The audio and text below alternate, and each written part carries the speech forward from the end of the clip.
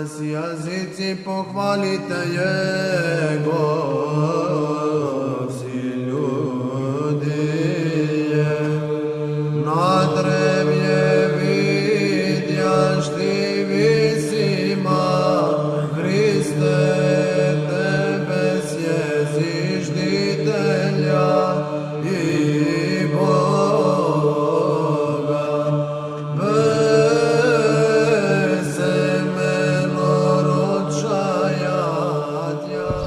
Почитувани верници, добродојдовте во уште едно издание на емисијата Православна ризница.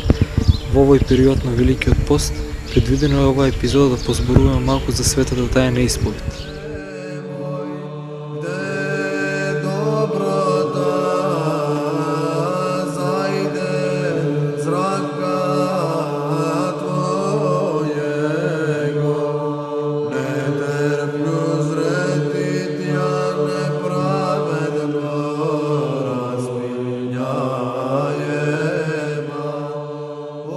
Господ Исус Христос, обраќајќи им се на своите ученици, им рекол: Вистина ви велам, се што ќе сврзите на земјата, ќе биде сврзано и на небото, и се што ќе разврзете на земјата, ќе биде разврзано и на небото. Матеј, 18 глава, 18 стих. И на друго место Спасителот, откако дувнал, им рекол на апостолите: На кои ќе им ги простите гревовите, ќе им се простат, а на кои ќе им ги задржите, ќе им се задржат. Евангелие според Јован, 20 глава, 21 до 23 стих.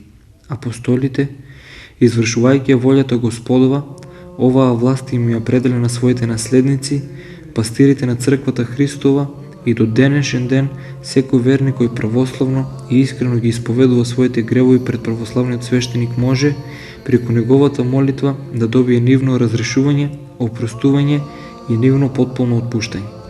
Оваа представува суштината на светата тајна покаяние. За да се изврши оваа света тајна, потребно е од страна на покајникот искрено покаяние за сопствените гревови, желба да се остави гревот, да не го повторува, верба дека светата тајна исповед има мог да очисти и да ги измие по молитвата на свештеникот гревовите за кои тој искрено се покаял. И исто така, неопходен услов представува и тоа исповедта да ја извршува православен свештеник, слуга на вистинската Христова црква, која единствено ја чува полнотата на благодата што ни ја дарувал Бог. Иако во светата тајна крштевање, христијанинот добива простување на сите своји гревови, понатамошниот живот во непрекинатата борба со гревот не е без привремени порази, падови, отстапки под влијание на надворешните соблазни и на сопствените страсти. Заради тоа, потребно е секој христијанин, што е можно почесто, да ги исповедува своите гревови. Но што е тоа што особено би требало да не поттикнува на исповед? Какви мисли и размислувања го повикуваат верникот што побрзо да пристапи кон оваа света тајна? Пред се, тоа се оние духовни мајки, болки и страдања, што во душата ги предизвикува секој грев и секој престап. Како што понекогаш забоболката го спречува човекот мирно да ја работи својата работа и потполно го исцрпува и го мачи, го лишува од сон и од спокој, така и грешната досада во душата го помрачува целиот човечки живот, го лишува од духовната радост, од мирот и доброто расположение. Ние често се сеќаваме на гревот направен со умот, дури не сме свесни дека тоа е грев, а душата јасно памети, го чувствува во себе неговиот отров, се мачи, пати, боледува и целиот човек се исполнува со некаква тага, грижа и тешкотија. Затоа, многу е корисно порано, додека уште имаме време, да се погрижиме за смртниот час и сами внимателно да ги анализираме сите своји гревови. Светата тајна исповед практично се извршува на следниот начин.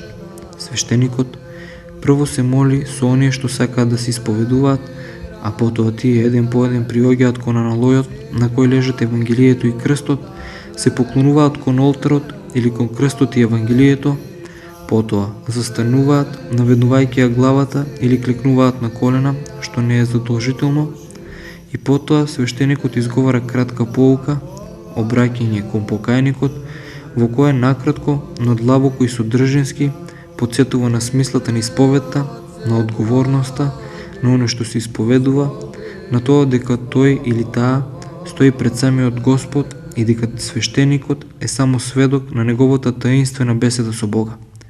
Еве го тоа обраќање. Дете мое, Христос невидливо стои пред тебе, примајќи ја твојата исповед. Не срами се, не плаши се и не скривај ништо од мене, туку кажи се што си сгрешил, не грижејки се и ќе добиеш простување на гревовите од нашиот Господ Исус Христос. Еве ја неговата икона пред нас. Јас сум само сведок и се што ќе ми кажеш јас ќе го посведочам пред него. Ако нешто скриеш од мене, твојот грев ќе биде поголем. Свати, штом си дошол во лечилиштето, немој да излезеш од него неизлекуван. Понекогаш, ако човекот не може сам да почне да ги исповедува своите гревови, тогаш свештеникот поставува прашање.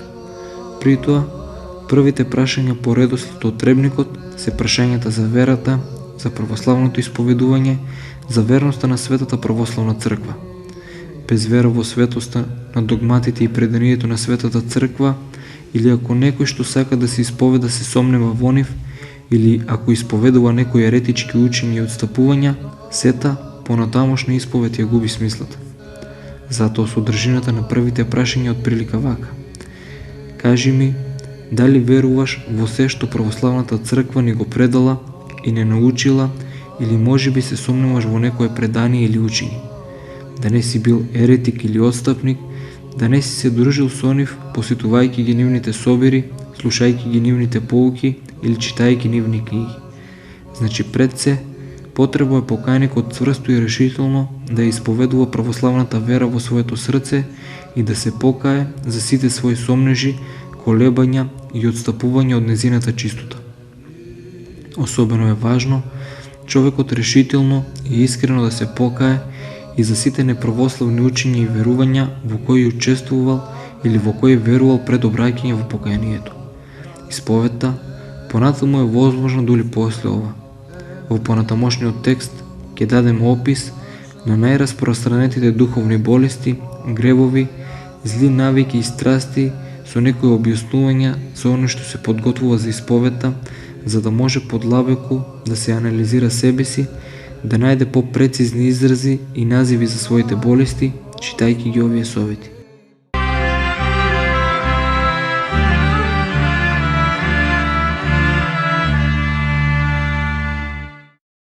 Притоа е корисно човекот да направи свој ориентационен план кои гревови треба да ги исповеда за да не ги заборави на исповедта. Но не треба просто да ги прочита од списокот своите гревови, туку со чувство на вина и покаяние да ги открие пред Бога, да ги открие од својата душа како нека одвратна змија и да ги исфрли од себе со чувство на гнасини. Притоа е јасно дека секој корнење на гадоста од гревот и неговото изнесување на свет ќе биде проследено со известно чувство на срам и страв и во душата ќе се одигрува известна борба. Но зар исто така не се чувствува и човекот кој доаѓа кај лекарот со некоја гадна болест? Тој чувствува и срам и страв, но желбата за здравје се победува. Дотолку повеќе, желбата за духовни добра треба на човекот да му дава поголема мудрост. И што поголема борбата, што поголем е срамот, стравот што создаваат пречки за исповед, толку поважно и потребно е човекот по секоја цена да ги совлада, зашто самите овие чувства представуваат духовна мана и докажуваат дека страстите и гревовите цврсто се вкоренени во човекот и дека се противат не сакајќи да бидат обелоденети. Зашто обелоденувањето за нив представува пораст, а за душата почеток на исцелување. Но за душата е големо олеснување и радост кога некој срамен грев е обелоденет, кога е исфрлен од своето гнездо. Духовната борба со гревот не може да мине без тешкоти и без болка. Ние толку се навикнуваме на грешките, на навиките и мислите, така што разделувањето од нив за нас представува исто што и отсекување на раката од живото тело или вадењето на очите. Но важно е да се излече во целина. Отровот потполно да се истица од раната, само со една желба да се очисти душата, не плашејќи се од болката и смрдејата, се да изнесеме пред Господа целата гнасотија на својата душа пред милосрдниот лекар на душите и на телата. И бидете сигурни, самиот Господ и неговиот служител свештеникот што те исповедува само ќе се израдуваат на тоа, без разлика на тоа колку бил одвратен твојот внатрешен грешен свет. Кога решително се одрекуваш од тој свет, во душата на свештеникот има само радост заради покајникот. Немој да си дозволиш да мислиш дека свештеникот може да ја изгуби наклоноста кон тебе или дека ќе почне да те презира. Не е така. Секој свештеник после искрената исповед е уште понаклонет кон ононе што се исповедувал, тој почнува да се однесува кон него со многу повеќе топлина, грижа и љубов. Тоа секогаш имајте го на ум. Светиот Теофан Затвореник поучува: на исповедта не треба да се ограничуваме само на она што прашува духовникот, туку после одговорот на неговите прашања треба да ги изнесеме и личните забелешки за себе си, кога станува збор за делата на совеста. Господ на гордите се противи, а на смирените им дава благодат. На овие зборови подсети се особено тогаш кога ќе одиш на исповед. Ништо како гордоста не го врзува така јазикот да не може да каже грешен сум. Смири се пред Господа, не штеди се себе си, не плаши се од присуството на човекот. Открија својата срамота да се испереш, покажи ги своите рани да се исцелиш. Кажи ги сите своји неправди за да се оправдаш. Колку помилосрден бидеш кон себе си, толку повеќе милосрдие кон тебе ќе покаже Господ и ќе си отидеш со сладка утеха, така си помилуван. Тоа е и благодата на Господа нашиот Исус Христос, која од Него им се дава на оние што се смируваат со искрено исповедување на своите гревови. За исповедта, подобро да би се одвивала и извршувала, пробајте да запишувате се што ви лежи на совеста и кога ќе дојдете кај Духовниот Отец, замолете го се да му кажете според она што се го запишале. После тоа, ако посака, уште нешто да ве праша, нека го направи тоа или вие самите тоа предложете му го.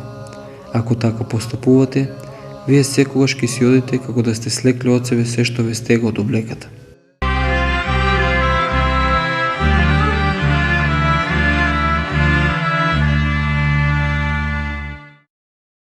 Човекот, сиот лепрозен, и штом го виде Исус, падна ничком молејќи му се рече: Господи, ако сакаш можеш да ме очистиш.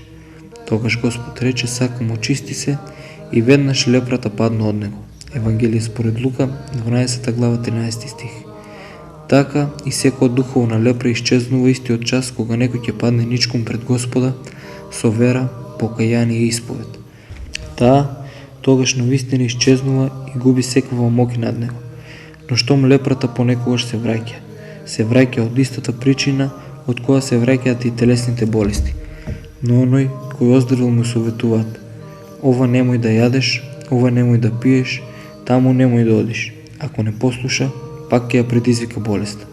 Така и во духовниот живот. Треба да се биде трезвен, бодар, да се молиме, па гревовната болест нема да ни се врати.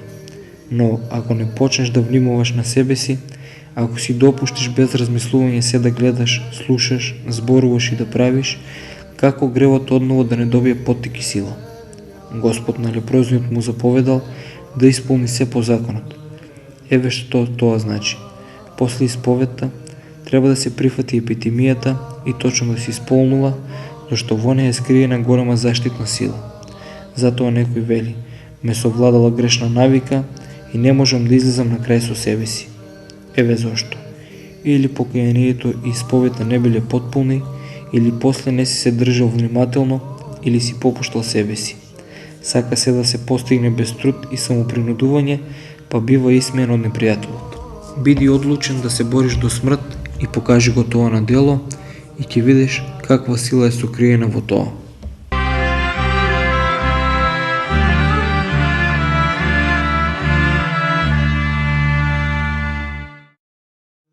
Пред многу години, во 20-тите години на овој век, се одржувал конгрес на руското студентско христијанско движење, на кој учествувал еден исклучителен свештеник.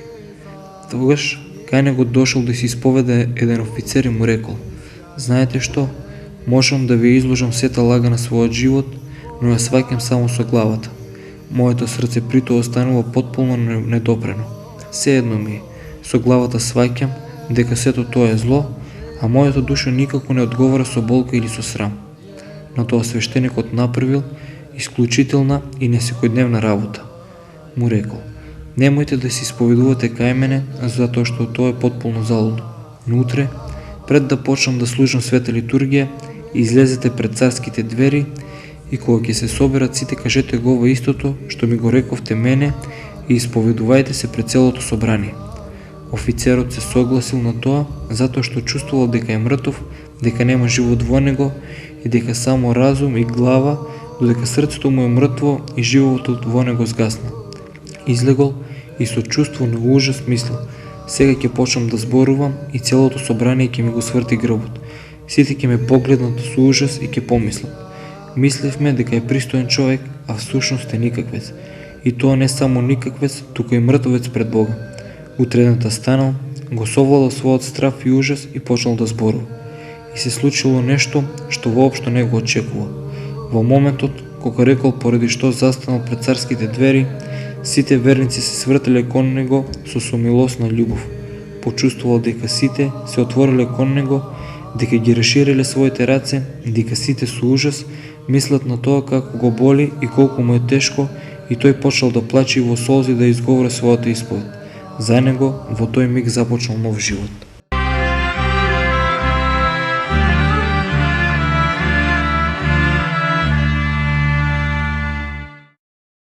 Има една стара, средновековна молитва што била напишена уште во времето додека Венеција била православна и во која разрешителната молитва завршувала со зборовите: и нека ти ги прости Господ сите гревови за кои што вистински се покаја, но не она што просто го раскажа, туку она заради што ти се стега душата, она од која те опфати ужас. Овие гревови нека ти бидат простени, а останатото представува твоја нова задача. Мораме се подалеку и се подлабоко и подлабоко да навлегуваме во себе, во овие ископини и таму да го наоѓаме она што не е достојно ни за нас, ниту за Бога, ни за она што луѓето го мислат за нас. Исповедта на тој начин станува дел од постојаното и се подлабоко покаяние. Ако навистина сакаш да се каеш, вистински да се исповедуваш и да се менуваш, не треба да обрнуваш внимание само на оно што е лошо во себе. Треба да пуштиш да влезе светлина во тебе, а за да го направиш тоа, треба да се обрати внимание на оно што е веќе светло во тебе и во името на тајата светлина да се бориш со сиот мрак што постои во тебе. Има една случка од животот на светиот Антони Велики за тоа како тој очајнички се борил против искушенијата.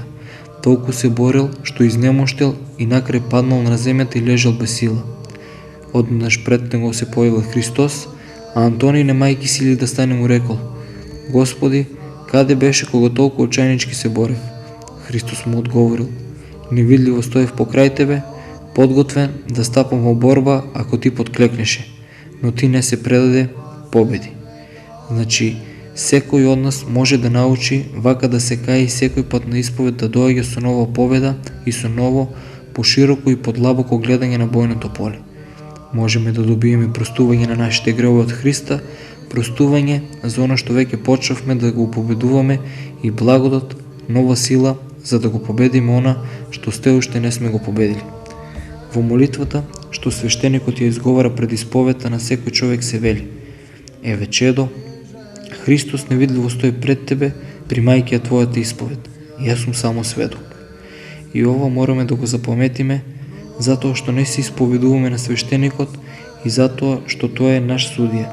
Би рекол и нешто повеќе од тоа. Дури ни Христос во тој момент не е наш судија, туку наш сомилостив спасител. Тоа е многу важно, затоа што ние кога доаѓаме на исповед се наоѓаме во присуство на сведок. Тој е пријател на младоженецот, тој е другар Христов што покајникот го води кон женикот Христос. Тој е оној што со длабока пастирска љубов е поврзан со покајникот и е подготвен да ја подели трагедијата со него и да го води кон спасението. И кога велам да ја подели трагедијата со него, зборувам за нешто многу сериозно. Еден подвижник во една прилика го прашале: како тоа секој човек што доаѓа кај тебе без чувство на покаяние и жал, одеднаш го опфаќа ужас поради тоа каков грешник е и тој почнува да се кае, да се исповедува, да плаче и да се менува. А овој подвижник им кажал една исклучителна работа. Им рекол: Кога човекот ќе дојде кај мене со својот грев, јас овој грев го прифаќам како свој, затоа што тој човек и јас сме едно. Оние гревови што тој ги направил на дело, јас сигурно сум ги направил со мисла или желба, или сум имал намера да го направам тоа. Заради тоа, неговата исповед ја доживувам како своја. Како што говори тој, јас слегувам скала по скала во длабочината на неговиот мрак. И кога ќе дојдам до самата длабочина, неговата душа ја врзувам за својата и се кајам со сите сили на својата душа за гревовите што тој ги исповедува и кои јас ги признавам како свој. Тогаш, него го обзема моето покаяние и тој не може да не се кае и си заминува слободен, а јас повторно се каја за своите гревови, затоа што со милоста и љубовта не прават едно. Ова е пример како свештеникот може најдлабоко да му приде на покаянието на друг човек, како може да биде другар на женикот, како може да биде оној што го води покајникот кон спасението. Но за да биде така, свештеникот мора да се научи на сомилост, мора да се научи да чувствува и да сваќа дека покајникот и тој се едно. Исто така, пред да ги изговори зборовите на разрешителната молитва, тој може да изговори поука. И ова исто така бара внимание и искрен однос. Понекогаш се случува човекот, свештеникот, да слуша исповедта и очигледо одеднаш како од Бога и од Светиот Дух му се открива она што треба да му го каже на покајникот. Може да му изгледа дека тоа нема врска со оно што тој го говорил, но мора да го послуша овој глас Божи и да ги изговори тие зборови, да го каже она што Бог му го оставил во душата, срцето и разумот.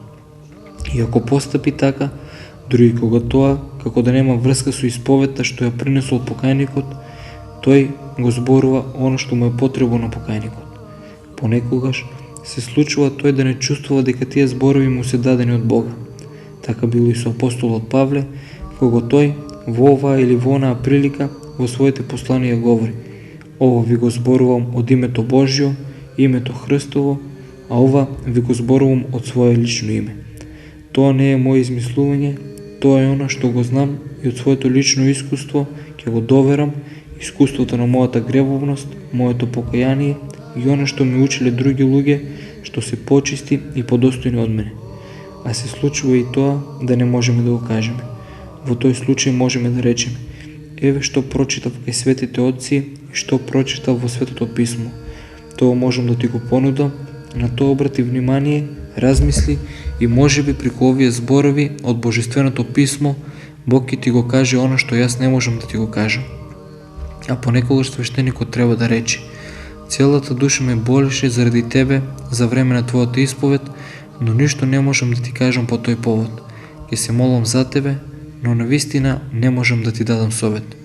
Пример за тоа ни е Свети Амвросиј Оптински, кај кого 2 пати доаѓале луѓе и отварале својата душа, својата несреќа и кој 3 дена ги држал без одговор, а кога на третиот ден во 2 случаја дошле кај него по совет, тој им рекол: "3 дена ја молев Мајката Божија да ме просветли и да ми даде одговор. Таа молчи. Како можам да зборувам јас без нејзината благодат?" Постави си го прашањето: кога мојата жена, моите деца, мојот најдобар другар, моите колеги би го знаеле ова или она за мене, дали би ми било срам или не? Ако би ти било срам, исповедај го. Дали би ми било срам да го открием пред Бога, кој без тоа знае се, но од кого се обидувам да го скрием тоа, дали би било страшно? Би било страшно. Тогаш, откри му го тоа на Бога, затоа што во моментот кога ќе го откриеш сето ова, ти стануваш посветол. И тогаш можеш да се исповедаш, а и да ја изговориш својата исповед, но не шаблонска, туѓа, празна и безсмислена, туку вистинска. Откако слушавме подробно за Светата тајна исповед, веќе во наредните епизоди ќе позборувам и за Светата тајна причест, како и за суштината на Христовото воскресение.